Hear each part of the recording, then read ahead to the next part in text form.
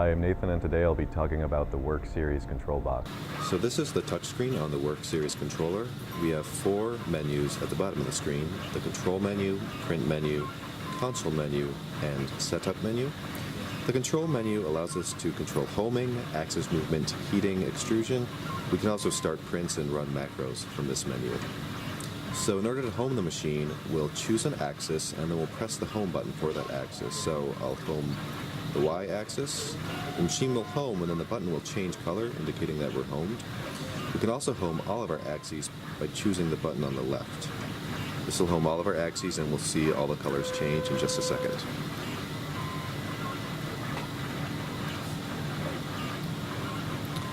Once the machine is homed, we can set our temperatures. So the WorkSeries controller has temperatures associated with the bed and with both extruders. In order to set the temperature for our extruders and our bed, we'll select active for our bed, and we'll dial in a temperature, 75 degrees. Press set, and it'll turn on. For the extruder, we'll do the same thing. We'll dial in a temperature, 200 degrees. Press set. For extruder, we'll press the button associated with the extruder. If the background's in red, it means the extruder is active and it will be heating up. We can also set a standby temp for each extruder, and this temp will kick in when we've deactivated the extruder, for example if we're running a dual extrusion print. So to set the standby temperature, we'll do the same thing. We'll set this to a lower temp. We'll set this to 150 degrees. And now if we change our extruder, I've selected extruder 2, you'll see extruder 1 is going to drop down to the standby temperature. To extrude filament, we'll choose the extrusion menu. We'll choose an amount, how much filament we want to extrude, and then we'll choose a speed. We recommend 5 or 10 millimeters per second. Extruding faster than this can strip the filament and cause jams. So we'll choose 10 millimeters per second, 5 millimeters of filament, and we'll press extrude. This will push 5 millimeters of filament through the nozzle. If we want to reverse the extruder, we can do the opposite. We'll choose retract, and that'll reverse the previous motion. To start a print, we'll select the SD card icon, which will show us the files on our SD card. To switch between the internal and external card, we can press the icon in the upper left, card 1 and card 0.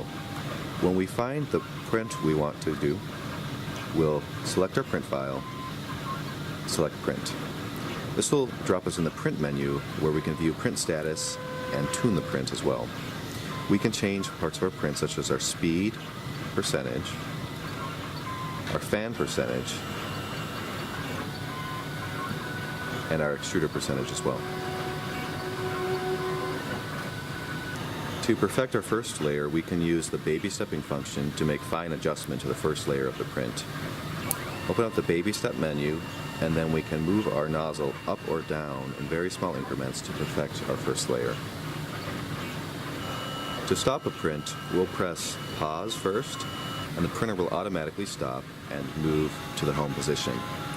From the home position, we can change out filament, we can check the print, anything we want. From here, we have the option to either resume the print or cancel. I'm going to select cancel print. We also have a stop button in the upper left-hand corner. This is an emergency stop feature and will reset the controller. We only use that in case of a crash or other emergency. Now let's take a look at the console menu. The console allows us to view system messages and run custom commands. So we're going to open our keyboard and we're going to run the M552 command to check Wi-Fi status. We'll press enter to run the command. We'll exit the keyboard and we can view the readout. So we can see our IP address on the screen. So the final menu we have here is the setup menu. The setup menu controls screen settings. So we can see our baud rate, we can change our language, or we can change our display settings. That concludes our series on operating the WorkSeries controller. For more information, visit our website at 3dplatform.com.